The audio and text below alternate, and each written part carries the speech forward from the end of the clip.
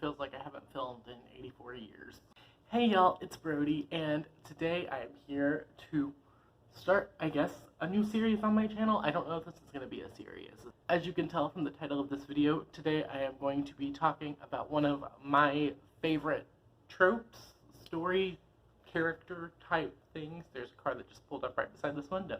That's beautiful.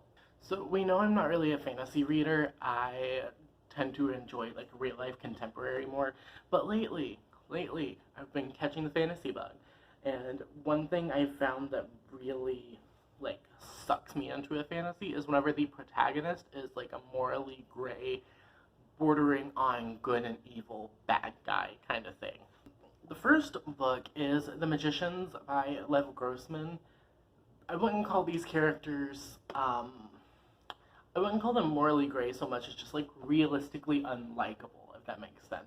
They are dumb college kids doing stupid college things, and I find it endearing in a way. Like, I get infuriated with them, but like I still want them to succeed and learn how to do the right thing. But there's a lot of discussion in this book about like what it means to be selfish and how one person being selfish and looking out for themselves is like something different to another person, and I think that's really interesting. And I feel like that's, you know, it's an urban fantasy, but I feel like that's something that I don't really see discussed in fantasy stories. The next book wouldn't even be one of my videos if I didn't talk about Six of Crows by Leigh Bardugo. You knew that this book was going to be here. You were fully aware. If for some reason you don't know what Six of Crows is about, it's a fantasy novel about a boy named Kaz who is a gang leader, and he has to put together this ragtag team of criminals to stage a huge heist to get revenge on like this other gang leader. It's really good. It's really fun. It's a lot funnier than I thought it would be. Kaz is just doing what needs to be done, what he thinks needs to be done to get to where he wants. And he doesn't really care who gets hurt or who he puts in harm's way. All of the characters in this book and the sequel, Crooked Kingdom, definitely have their own motive for like why they're doing the things that they're doing. And I just think it's so interesting to see from the point of view of different characters who are all doing things for their own, you know, selfish reasons. And then to see a character like Kaz in an easily digestible, well-explained fantasy world, something that I can enjoy because, like I said, I'm not the biggest fan of fantasy. I have a problem suspending my disbelief, and I ask too many questions. But with Six of Crows, I was just able to turn my brain off and enjoy the ride. And it's one of my favorite books of all time now. So I have Forest of a Thousand Lanterns by Julie C. Dow. Follows an 18-year-old girl named Shifeng who wants to be empress, and she's not gonna let anyone stop her. She's gonna do what she wants. She like is flat out killing people and murdering animals and like all kinds of really dark stuff in here, and like hiding the corpses.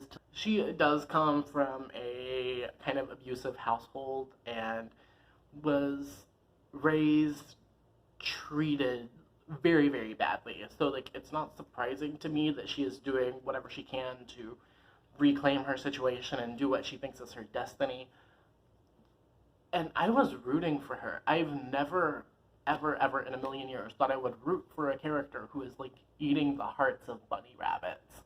But you know what? Shifeng won me over. Like, she is the baddest of bitches. I also want to talk about Queen of the Conquered by Kason Calendar, which, if you haven't seen me talking about this on Twitter, which you should go follow, by the way, I would be very surprised. This was my most anticipated release for like the last half of 2019. It follows a young woman named Sigourney Rose, who is the daughter of like the royal family who was murdered.